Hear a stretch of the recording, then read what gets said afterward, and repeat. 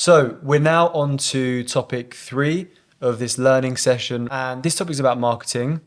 I believe that's what your consultancy company specializes in. So I'm hoping that you'll be able to give us some value here.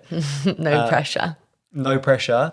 But what I really want to know to start with, background, how did you get into marketing? And maybe on top of that, how did you learn marketing? Because you did law at uni, right? Not marketing. Massive plot twist there. So marketing for me, I think I fell into it because marketing is what makes people buy products. And I've always been a product enthusiast. As much as I think service businesses are great and I am at the forefront of a service business, products for me I've always had such an interest into, and the psychology behind people buying products and why. And that is marketing at the epicenter. Like why we buy things is down to marketing. So I've always been so interested in that.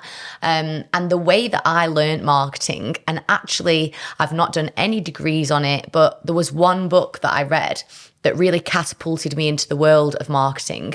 Wow, new drinking game. Drink every time I say marketing. I've said it 45 times.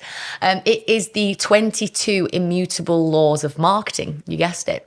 So I didn't guess it. No, but as for the sake of the joke, as in like I say marketing all the time. And that book is only about this wide. It's so thin. And I think it's about $7.99. And it's basically a marketing degree completely compartmentalized into those small pages.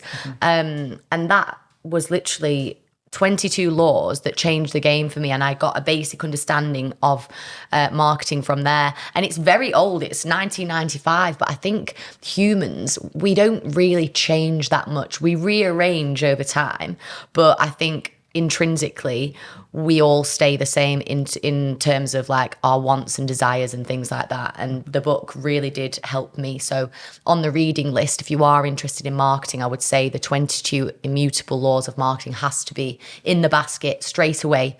It should have been in there yesterday.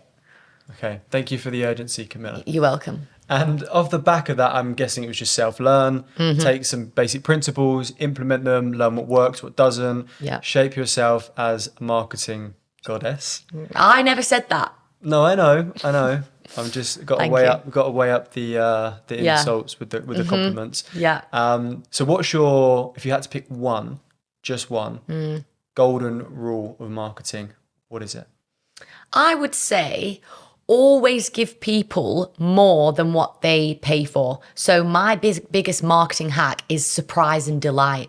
So for example, I run masterclasses, and within that masterclass, it's £149. I say what they're going to get in that. And then as part of the masterclass, I bring in a self-development coach for an extra session that they didn't pay for, that's not included in the price, but they leave feeling so elated that they've got something for free, a high value session with someone. And it's the easiest marketing hack to do. If someone buys from you, give them something for free. If it's a dog company, a dog like accessory company, then give them a bow tie for free that matches the set. It costs you all of 4p, but that is going to help retain customers, and it's going to help them to share your business more on socials because they've got more of a reason to.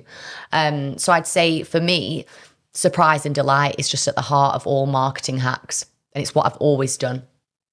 Yeah, that's great. Thank you. Maybe we'll need to think about how to do that in our model as well. I mean, we give a lot of free value, or try to, this is free, for example. But yeah, I like the fact that someone actually does buy something. You don't just load the front of your funnel with free stuff to try and attract someone in, but you also then keep providing free stuff to make them feel valued. Yeah, and I also think the surprise element is the main factor. So if you're giving things for free, people, you might be like, and you'll get this free if you sign up or whatever. But if you do that and then also like you deliver something and then you give something for free but don't tell them, so it's a surprise and they're like, oh, I didn't know I was going to get that. And they feel even more positively reinforced, if that makes sense. It's the psychology of it. I'm pretty sure that's what the team helping us with the setup of the podcast did today. Because, really? Yeah. Because did you only ask for one guy and you got two? Well, yeah, I thought I was getting one guy, and I also didn't expect that we were going to get like as much equipment as we were going to get, and then kind of on the lift on the way up, don't worry, I've got all the stuff, all the stuff, sorting you out. So were you surprised? I was very surprised. And were you delighted? And I was delighted. See, surprise and delight. And it's everywhere. Once you start to actually think, you know, even when I order something from Pretty Little Thing, they'll send like a lollipop. But still, like, it's not great, but I'm still delighted, and I'll still more than likely order again because I'm like, well, I'm here for the free candy. I'm American, wow.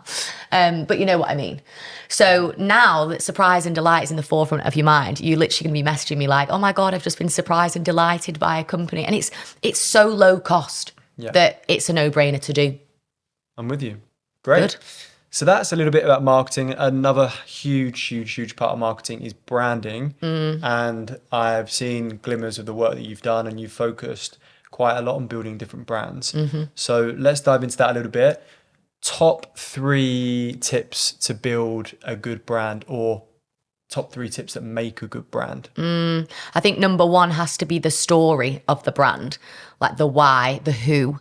If there's a founder, I feel like a lot of businesses don't have a founder spotlight, whereas people will be more likely to get involved and invested in a business if there's a founder who's sharing the story, which ties into story. But I think have a good story, have a founder.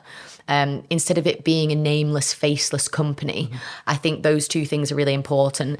And then thirdly, simplicity. I think some of the best branding is simple. And if you need frills for your business, it's probably because the business in itself isn't enough. So the branding, I think, needs to be simple and let the product or the service do the talking. Fantastic. And that is the end of topic 3. Next up, we're going to do topic 4, which is business.